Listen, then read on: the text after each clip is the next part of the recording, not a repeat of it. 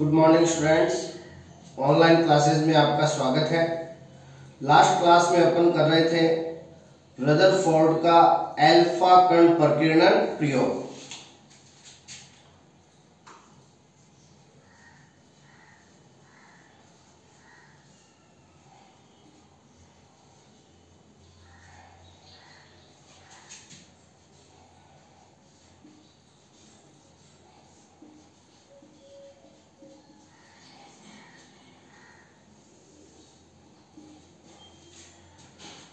अब देखो, रदरफोर्ड है, उसको अपन प्रायोगिक आधार पर परमाणु की सर्वप्रथम संरचना देने का जनक मानते हैं। यानी प्रयोग के आधार पर परमाणु की संरचना को सबसे पहले किसने बताया था? रदरफोर्ड ने। और रदरफोर्ड ने क्या किया था कि जो हीलियम का द्विधनात्मक नाभिक है, जिसे अपन कहते हैं अल्फा कण, उसकी बौछार करवाई थी 100 नैनोमीटर मोटी सोने की पन्नी पर। अब उन्होंने क्या देखा कि जो अधिकांश अल्फा कण है वो तो बिना विक्षेपित हुए सीधे निकल जाते हैं। लगभग 2000 में से एक अल्फा कण जो बीचों बीच वाले भाग के पास से गुजरता है वो 90 डिग्री पे विक्षेपित हो जाता है। और लगभग 20,000 में से एक कण जो कि परमाणु के बीचों बीच टकराता है वो प्रबल प्रतिकर्षण के कारण उसी दिशा में वापस 180 डिग्री के कोण पे लौट आता है। इससे अंदाजा लगाया गया कि परमाणु के बीचों बीच है वो बहुत सारा धनावेश है वो केंद्रित होता है और उस भाग को कहा गया नाभिक। तो इस प्रयोग द्वारा रदरफोर्ड ने कई निष्कर्ष निकाले कि परमाणु का अधिकांश भाग है वो खोखला होता है और परमाणु के जो बीचों बीच वाला भाग है जिसमें परमाणु का संपूर्ण धनावेश केंद्रित होता है उसे नाभिक कहा जाता है। इस प्रकार नाभिक की खोजकर्ता कौन है? Ernest Rutherford. और फिर उन्होंने बताया कि नाभिक के चारों ओर इलेक्ट्रॉन है वो वर्ताकार कक्षाओं में चक्कर लगाते हैं और उदासीन परमाणु में जितने प्रोटॉन होते हैं उतने ही इलेक्ट्रॉन होते हैं। और फिर रदरफोर्ड ने बताया कि परमाणु का व्यास है वो 10⁻⁻10 मीटर और नाभिक का व्यास 10⁻⁻15 मीटर होता है। ठीक है, तो ये अपन ने कल पढ़ लिया था। आज अपन इसकी कमियां करेंगे।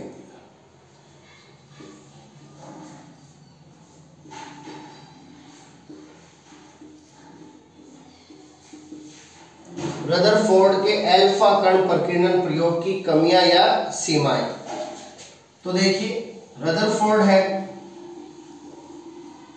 वो परमाणु के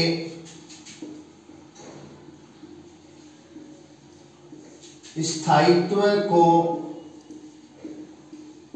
नहीं समझा सका। रदरफोर्ड परमाणु के स्थायित्व को नहीं समझा सका। 2 नंबर,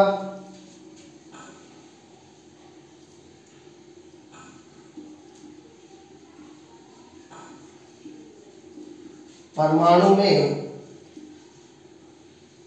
इलेक्ट्रॉन की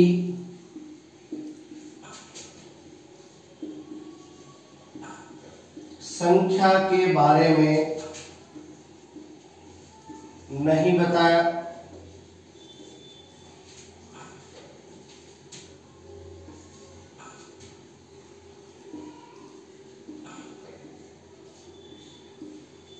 परमाणु के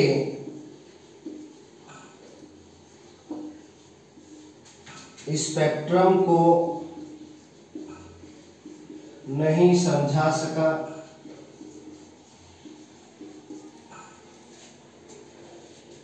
तो ये परमाणु के स्थायित्व को नहीं बता सका, परमाणु में इलेक्ट्रॉन की संख्या के बारे में नहीं बताया और परमाणु के स्पेक्ट्रम को नहीं समझा सका। 4th है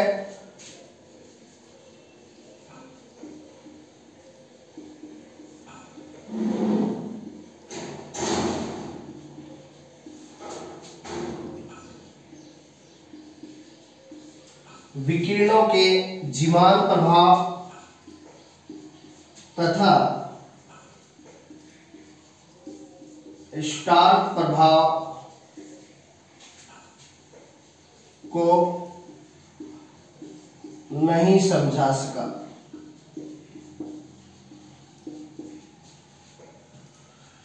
तो रदरफोर्ड है वो विकिरणों के जीवान प्रभाव और स्टॉक प्रभाव को नहीं समझा सका। अब देखिए,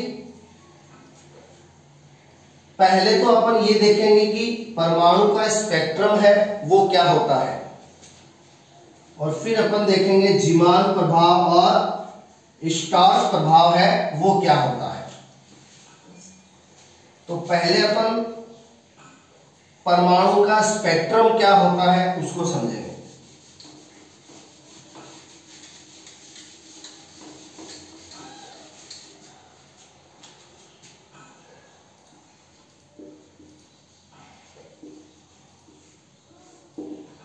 स्पेक्ट्रम, अब देखिए स्पेक्ट्रम क्या होता है।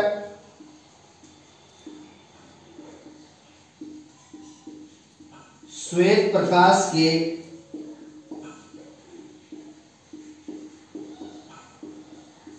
सात रंगों द्वारा, श्वेत प्रकाश में कितने रंग होते हैं? 7 रंग। श्वेत प्रकाश के 7 रंगों द्वारा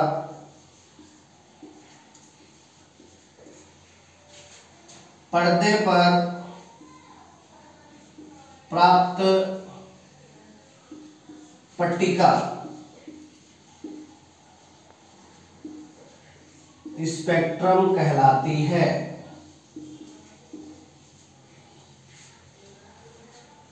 तो देखिए, श्वेत प्रकाश के 7 रंगों द्वारा पर्दे पर प्राप्त पट्टिका है वो क्या कहलाती है? स्पेक्ट्रम कहलाती है। श्वेत प्रकाश के 7 रंग विबग्योर, ठीक है ना। तो श्वेत प्रकाश में जो 7 रंग होते हैं उनको जब अपन किसी पर्दे पर डालते हैं तो उस पर्दे पर प्राप्त पट्टिका है वो क्या कहलाती है? स्पेक्ट्रम कहलाती है। अब देखिए, ये मान लीजिए पर्दा है, ठीक है।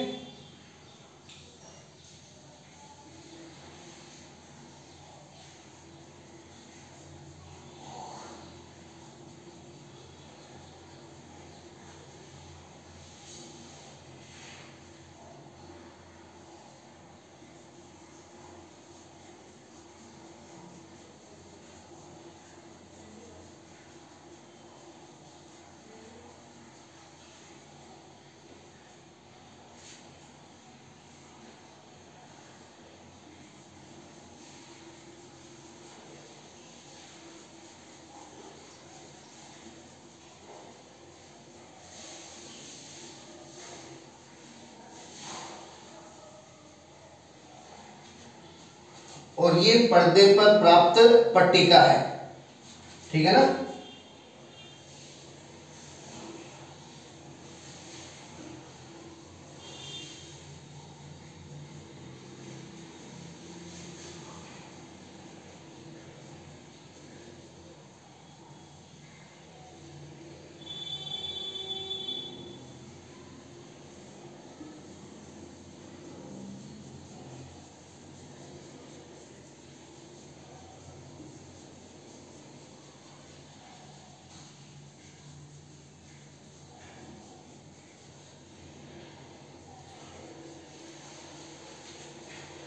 अब देखिए,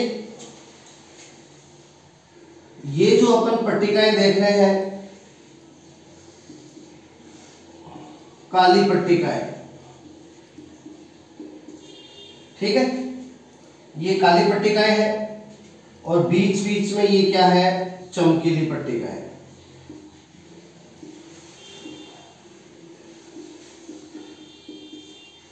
तो पर्दे पर ये जो काली और चमकीली पट्टिकाएं प्राप्त होती हैं यही क्या है? स्पेक्ट्रम है, ठीक है ना। इसलिए स्पेक्ट्रम को कैसे परिभाषित करते हैं? श्वेत प्रकाश के 7 रंगों द्वारा पर्दे पर प्राप्त पट्टिका क्या कहलाती है? स्पेक्ट्रम कहलाती है।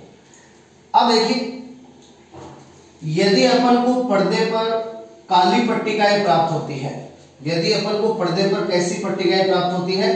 काली पट्टिकाएं, तो ऐसे स्पेक्ट्रम को कहा जाता है अवशोषण स्पेक्ट्रम।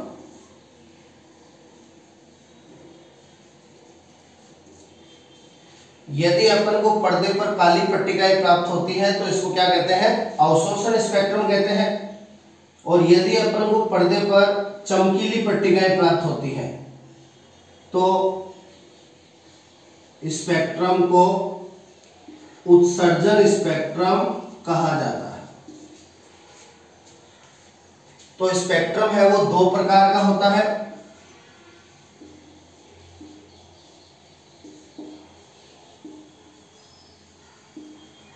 उत्सर्जन स्पेक्ट्रम और अवशोषण स्पेक्ट्रम।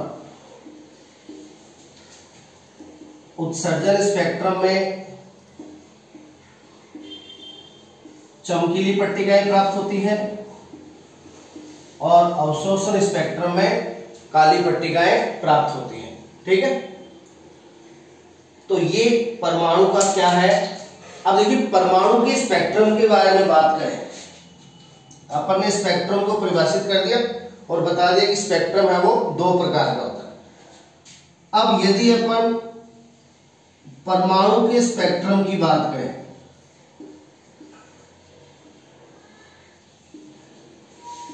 परमाणु का स्पेक्ट्रम है वो हमेशा रेखीय होता है। परमाणु का स्पेक्ट्रम कैसा होता है, रेखीय। हमेशा अपन को ध्यान रखना है किसी परमाणु का स्पेक्ट्रम कैसा प्राप्त होता है, रेखीय प्राप्त होता है। और दो या दो से अधिक परमाणु मिलकर क्या बनाते हैं, अणु।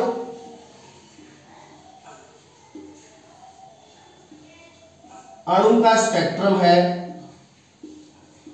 वो पट्टी या बैंड के रूप में होता है।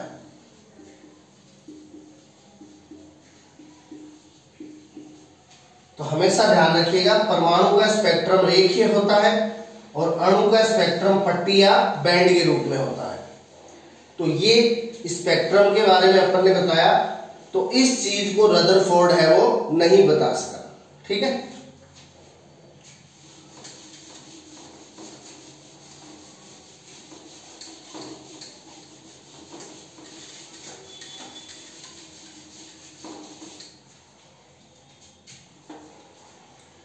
अब देखिए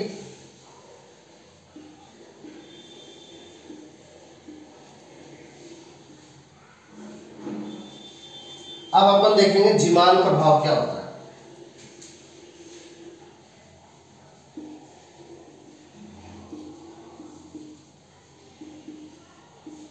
चुंबकीय क्षेत्र की उपस्थिति में किसी विकिरण का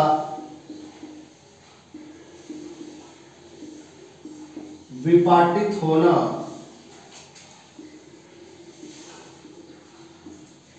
जीमान प्रभाव कहलाता है। तो चुंबकीय क्षेत्र की उपस्थिति में किसी विकिरण का विपाटित होना क्या कहलाता है, जीमान प्रभाव। देखिए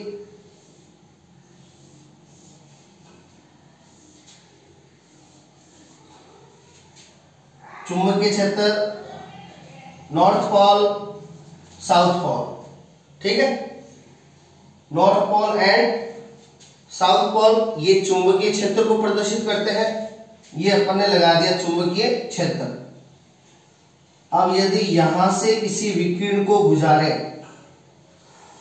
और यहां से गुजरने के बाद यदि विकिरण है वो कई भागों में क्या हो जाए, विपाटित हो जाए, तो इसे कहा जाता है क्या, जीमान प्रभाव।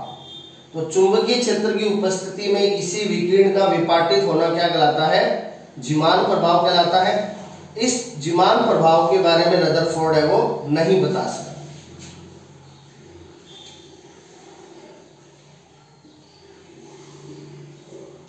स्टॉर्क प्रभाव। अब स्टॉर्क प्रभाव में चुंबकीय क्षेत्र की जगह विद्युत क्षेत्र होता है। स्टोक्स प्रभाव में चुंबकीय क्षेत्र की जगह क्या होता है? विद्युत क्षेत्र। विद्युत क्षेत्र की उपस्थिति में किसी विकिरण का विपाटित होना क्या कहलाता है? स्टोक्स प्रभाव कहलाता है। ठीक है। अब विद्युत क्षेत्र के लिए प्लस और माइनस, विद्युत क्षेत्र के लिए अपन प्लस और माइनस द्वारा अपन ने क्या लगा दिया? विद्युत क्षेत्र। और यहां से विकिरण गुजरने के बाद कई भागों में विपाटित हो रही है, तो ये है स्टोक्स प्रभाव। इस प्रभाव के बारे में भी रदरफोर्ड है वो नहीं बता सका। ठीक है। तो इस प्रकार रदरफोर्ड है वो परमाणु के स्पेक्ट्रम के बारे में नहीं बता सका और विकिरणों के जीमान प्रभाव और स्टोक्स प्रभाव के बारे में भी नहीं बता सका।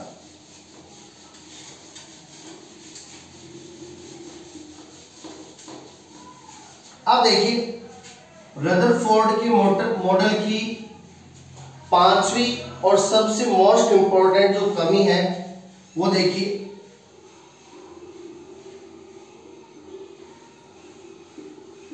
रदरफोर्ड के अनुसार इलेक्ट्रॉन नाभिक के चारों ओर वर्ताकार कक्षाओं में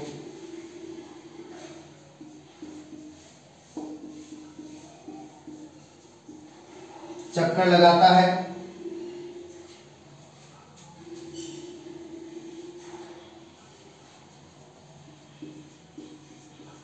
क्लार्क मैक्सवेल। अब रदरफोर्ड ने क्या कहा था कि इलेक्ट्रॉन है वो नाभिक के चारों ओर वर्ताकार कक्षाओं में चक्कर लगाता है। ठीक है। तो इस बात को गलत साबित किया किसने? क्लार्क मैक्सवेल ने। क्लार्क मैक्सवेल के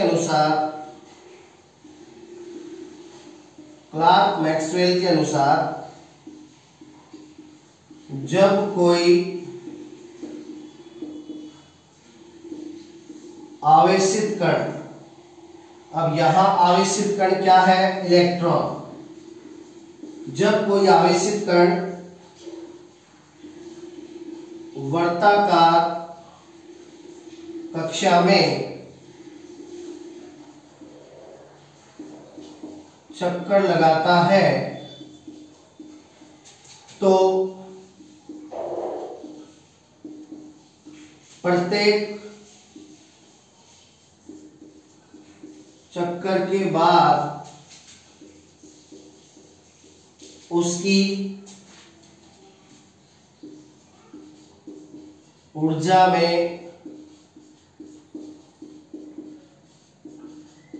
हानि होती है, जिससे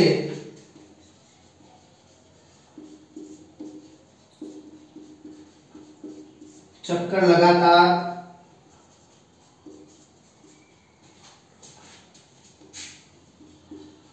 छोटे होते जाते हैं और वह आवेशित कण अंत में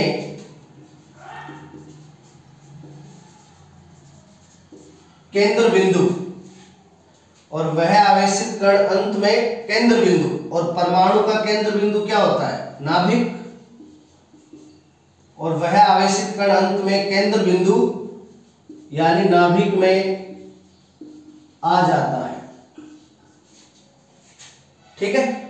तो क्लार्क मैक्सवेल ने क्या कहा कि यदि कोई आवेशित कण वर्ताकार कक्षा में चक्कर लगाता है तो प्रत्येक चक्कर के बाद उसकी ऊर्जा में क्या होती है? हानि होती है, जिससे चक्कर लगातार छोटे होते जाएंगे और वह आवेशित कण अंत में केंद्र बिंदु यानी परमाणु के नाभिक में गिर जाएगा। अब यदि इलेक्ट्रॉन परमाणु के नाभिक में गिर जाएगा तो परमाणु का स्थायित्व क्या? समाप्त हो जाएगा।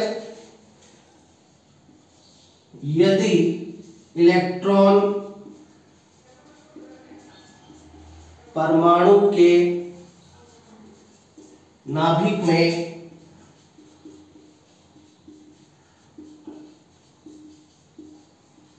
आ जाता है तो परमाणु का स्थायित्व नष्ट हो जाएगा। ठीक है, तो इस प्रकार से क्लार्क मैक्सवेल ने कहा कि रदरफोर्ड का ये जो स्टेटमेंट है कि रदरफोर्ड के अनुसार इलेक्ट्रॉन नाभिक के चारों ओर वर्ताकार कक्षाओं में चक्कर लगाता है, ये स्टेटमेंट है वो इसका गलत था। अब देखिए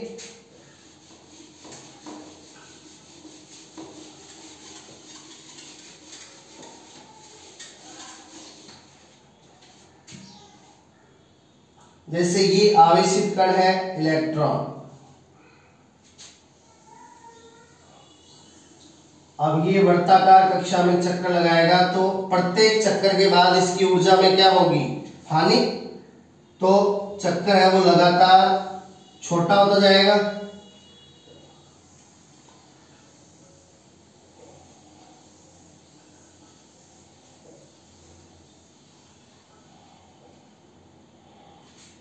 और चक्कर लगातार छोटा होता जाएगा तो ये जो आवेशित कण है वो लास्ट में कहाँ आ जाएगा, केंद्र बिंदु पे आ जाएगा।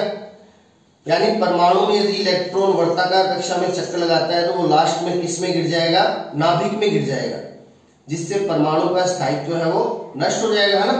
परमाणु का स्थायित्व तो तभी है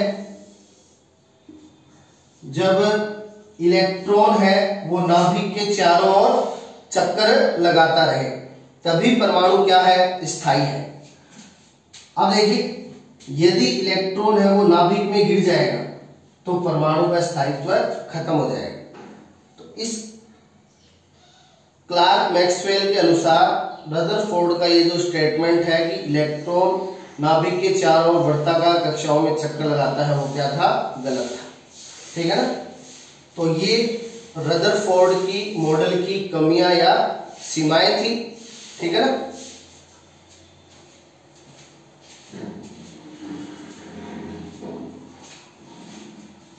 अब अगली क्लास में अपन परमाणु संरचना का नेक्स्ट मॉडल है वो पढ़ेंगे, नील्स बोहर का परमाणु मॉडल।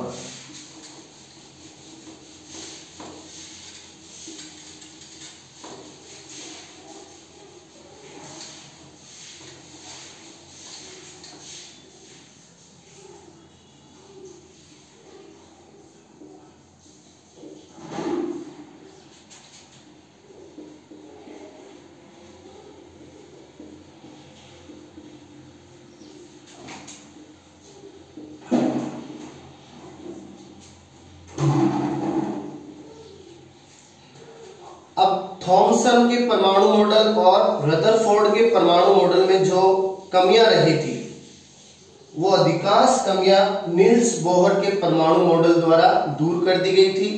ठीक है ना। लेकिन इसके बाद भी परमाणु संरचना के कई मॉडल आए जिन्हें परमाणु संरचना के आधुनिक मॉडल कहा जाता है।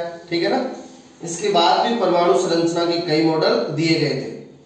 अब नील्स बोहर की परमाणु मॉडल की खासियत क्या थी कि इसने अपना जो परमाणु मॉडल है वो एक इलेक्ट्रॉन वाले परमाणु या आयन के लिए दिया था।